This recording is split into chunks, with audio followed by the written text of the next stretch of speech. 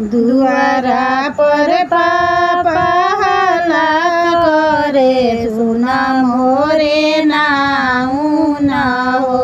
दुआरा पर पापा हल्ला करे सुना मोरे नाऊ न हो।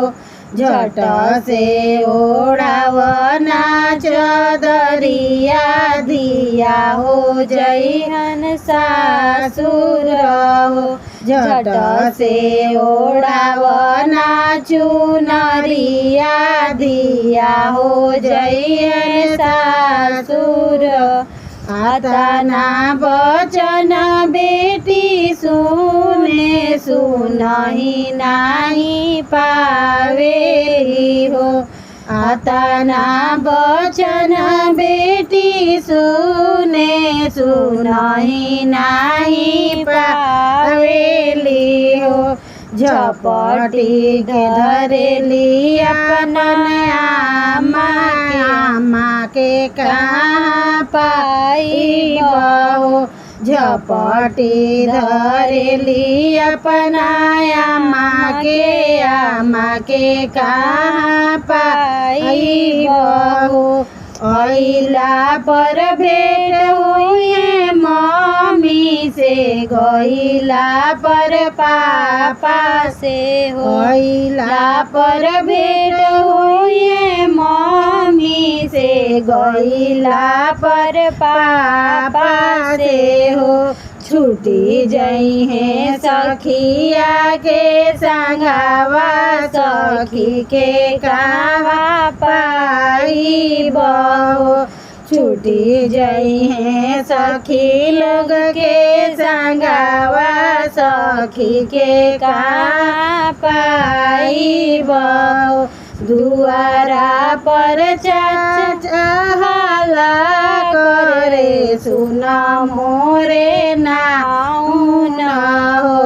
दुआरा पर चाचा हल्ला करे सुना मोरे नाऊ न हो। झट से ओढ़ावना चोनरिया दिया हो जइहन सासुर। झट से ओढ़ावना चुनरिया दिया हो जइहन सासुर। आता ना बचन बेटी सुने सुनहि नाही पावेली हो। झट से धरेली अपना चाची के कहाँ पाई बहो। झट से धरेली अपना चाची के कहाँ पाई बहो। अइला पर भेंट हुई है चाची से गइला पर चाचा से हो।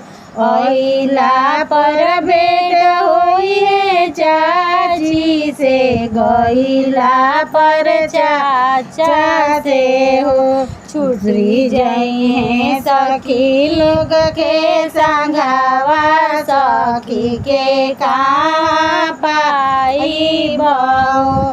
छूटी जई है सखी लोग के संघावा सखी के कहाँ पाई बहो।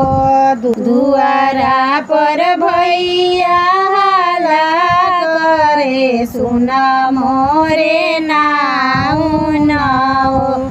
झट से निडाल ना खोई चावा बहिनी जई है सासुर हो।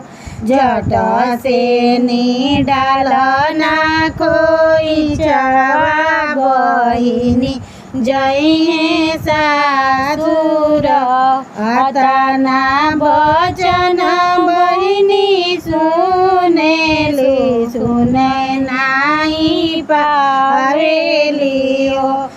तना बचन बहिनी सुने सुनहि नाही पावेली झपटी धरेली अपन भाभी भाभी के कहाँ पाइब झपटी धरेली अपन भाभी भाभी के कहाँ पाइब अइला पर भेट होई है भाभी से गइला पर भैया से हो अइला पर भेट होई है भाभी से गइला पर भैया से हो छुट्टी जई है सखी लोग के संगवा